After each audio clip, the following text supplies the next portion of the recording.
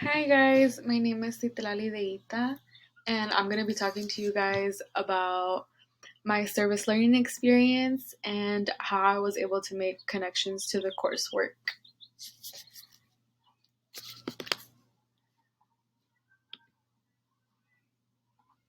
So, a little bit of insight on where I was doing my service learning. I did my service learning at Maryland Elementary.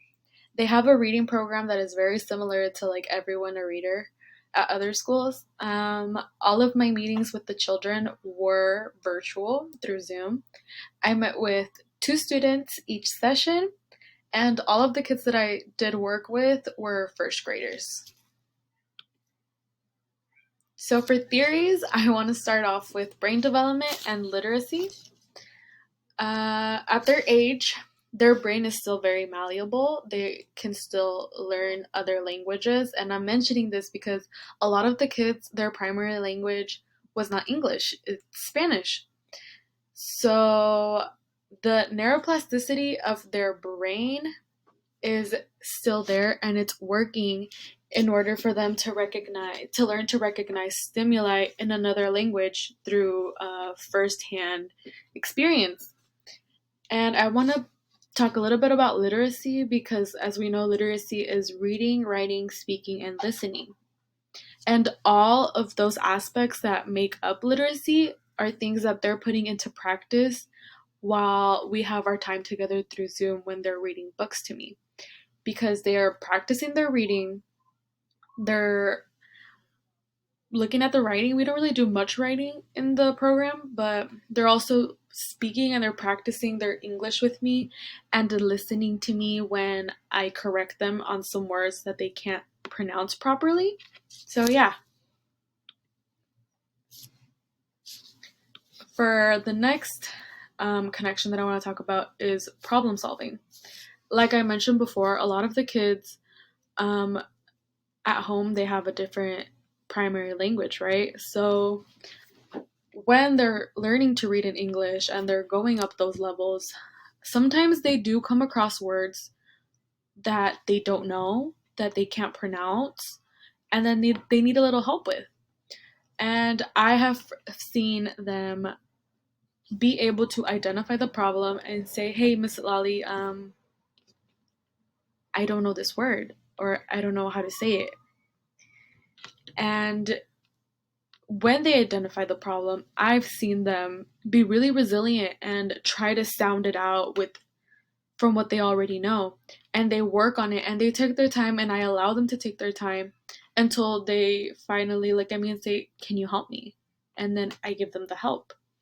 But they practice a lot. They're reading constantly every time we meet together. So every time they have a problem, we identify the problem, they work on it on themselves before they want to ask me. And once they ask me for help, we practice that and we practice whatever it is that they are having trouble with. For the next connection that I'm going to speak about, it's motivation. So in the reading program, these kids are assigned a reading level. And as they continue to read and as they continue to practice their reading, their teacher has an assessment for them where they evaluate them and they either stay at the same level or they get to go up levels. And a lot of times that is a big motivation for the kids because it's what's making them want to act and to read more and to practice more, because the higher the level they're reading, the more book options they have. And sometimes the higher levels have books that may seem a little bit more interesting to them than the ones that they're reading, but they can't read those yet. And also, the website that we use is Get Tepic. I think that's how you say it. And it's full of so many books. And they also have like these little badges that they give the kids. So, like, if they read 3 books about cats, they get like a little badge and it like shows up on the screen and it's like this little show. So that's also a motivation for them because they love seeing that and they get so excited when they say like, "Oh, I got another badge." So as they're motivated by those little things, they continue learning. They're motivated to learn new words and to progress their reading levels because it allows them to step in almost into like a new world each level because they have new books and new characters and new everything.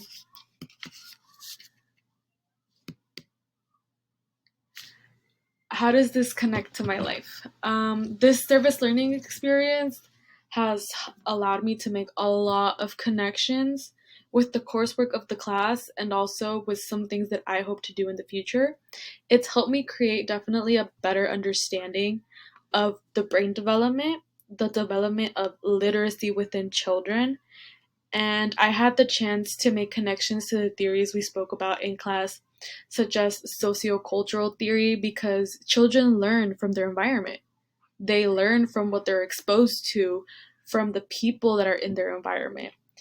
Problem solving, because as they're growing, they're learning to be able to identify a problem and think about possible ways to solve the problem. And motivation, because they're motivating themselves. They see their progress and they motivate themselves and they want to achieve more and they want to learn more and they want to keep going. And all of this is going to help me in the future when I become a teacher because I do hope to become a teacher and I hope, really would like to work with younger kids, like first grade, kindergarten, preschool, stuff like that. I will have previous knowledge once I start working from all of these experience. And I have experience with the child brain and have an understanding about the development of literacy in kids. And this is going to help me in the long run so I'm able to help them in such a big part of their development.